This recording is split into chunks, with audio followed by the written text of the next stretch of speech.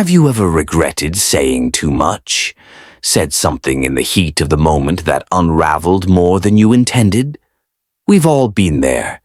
And yet, how often do we reflect on the moments when we chose not to speak, and how powerful that silence truly was? Some people enter a room and don't have to utter a single word to command attention. It's not about fame, fortune, or flashy presence. It's about energy, stillness, the kind of composed confidence that doesn't shout. It watches. In a world obsessed with noise, it's silence that stands out. Silence, observation, and restraint. These are the traits of those who move with power without needing to announce it. We live in an era where expression is constant. Every thought is tweeted, posted, shared, explained. We've confused visibility with influence. But the most powerful forces in nature make no sound. The tides shift, the sun rises, the earth spins, and none of it asks for applause. People equate speaking with dominance, but the more you say, the more ammunition you give away.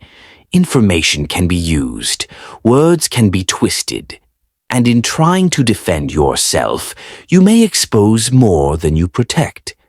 There's a reason the old saying goes, "Still waters run deep." Stillness is not lack, it's composure, it's control. There's a certain skill almost lost in modern life that few practice consciously. The ability to read the room, no words required. Just attention. The best observers can walk into a space and, within seconds, sense the tension, spot the insecurity, identify the power dynamics. They see the subtle glances, the guarded body language, the exaggerated laughter trying to mask discomfort. They notice who interrupts, who fidgets, who avoids eye contact. These people don't guess, they see. And this isn't intuition, it's training. It's developed through intentional silence and deep presence. Look is not the same as see. Hearing is not the same as listening. Those who learn to observe don't just see the visible, they detect the invisible. A slight pause before answering, a quick inhale before denial, a fleeting eye movement when a name is mentioned. These aren't just random occurrences, they're signals. Most people are broadcasting their internal state constantly, but few are tuned in enough to notice. Observation is like a superpower in a world of distraction. Silence isn't just a gap in sound, it's a mirror. It reflects, it reveals, and often it makes others deeply uncomfortable. Insecure people fear silence because it forces introspection. It compels them to confront their own thoughts. That's why they fill every pause with noise, humor, or chatter, anything to avoid the discomfort of being with themselves. But those who master silence aren't disturbed by the void. They become the void. They let others stumble to fill it. And in doing so, they learn more about the other person than words could ever reveal. In chess, the amateur reacts. The master anticipates. The same is true in life. The person who speaks too quickly is revealing their hand. The person who rushes to defend is exposing their weakness. But the one who pauses, who waits, forces others to second guess. And in that hesitation, power shifts. A strategic pause in conversation can make others reveal what they would have otherwise concealed. Inaction becomes a move. Words are rehearsed. But the body tells on us. Folded arms, tense shoulders, a foot tapping restlessly, dilated pupils, micro-expressions. All of these speak volumes. And the observer who knows how to decode them becomes fluent in an unspoken language, a language of truth, of instinct, of raw signal. In this realm, silence isn't passive, it's investigative. But observation doesn't just apply outward. True self-mastery begins within. What irritates you? What throws you off balance? What patterns do you fall into when under pressure? Knowing your own emotional triggers is the first defense against manipulation, because if you don't know them, someone else will, and they'll use them, intentionally or not, to shape your reactions. Observation, then, is a mirror turned both ways, toward the world and toward the self. Silence is not about withdrawal, it's about timing. Strategic silence can diffuse tension, create anticipation, and reclaim authority. In conflict, silence disarms. It denies the opponent the emotional fuel they crave.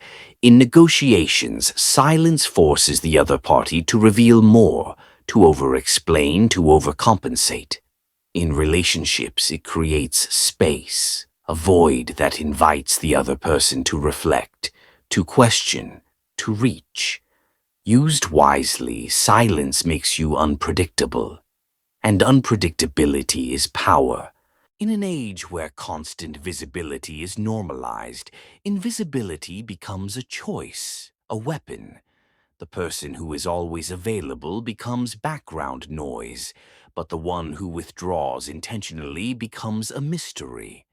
Their presence is felt even in their absence. But like any tool, this must be balanced. Disappear too long, and people forget.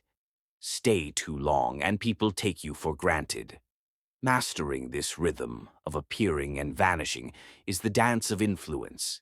Sometimes silence is not just power. It's protest. It's refusal.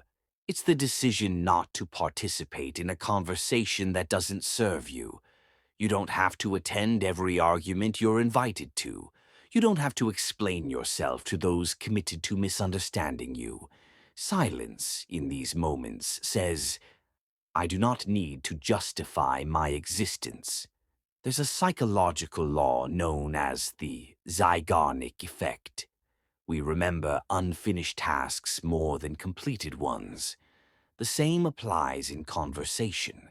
When someone pauses before speaking or doesn't respond as expected, it leaves a cognitive gap, a loop that the mind desperately wants to close. This is why a well-placed silence is more unsettling than a sharp remark. It lingers, it gnaws at the mind, and that's what makes it powerful. Think of art.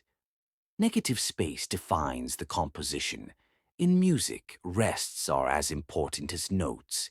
In design, the blank space gives form to the structure. And in life, it's often what isn't said that carries the most meaning. Presence is important, but absence, when intentional, can be transformative. The one who controls their silence controls their emotional state. They are not pulled by every wave, not rattled by every wind. They speak when it's time, and when they do, people listen, not because of volume, but because of weight. In crisis, calm becomes command. In chaos, stillness becomes leadership. So what can we learn from all this? Speak less, observe more, react less, reflect more. Silence is not the absence of power, it is its purest form. In a world where everyone is shouting, the one who whispers or simply watches becomes unforgettable. If you want to change how others see you, start by changing how you see the world. Begin with stillness, with awareness, with restraint. Speak not to be heard, but because there is something worth saying. Master your silence, or be mastered by your noise. If this message resonated with you and you're seeking to dive deeper into life's invisible strategies, consider subscribing to the channel. Share this video with someone who speaks too soon, reacts too fast, or forgets the quiet power of observation. Until next time, remain silent, remain strategic, and stay awake.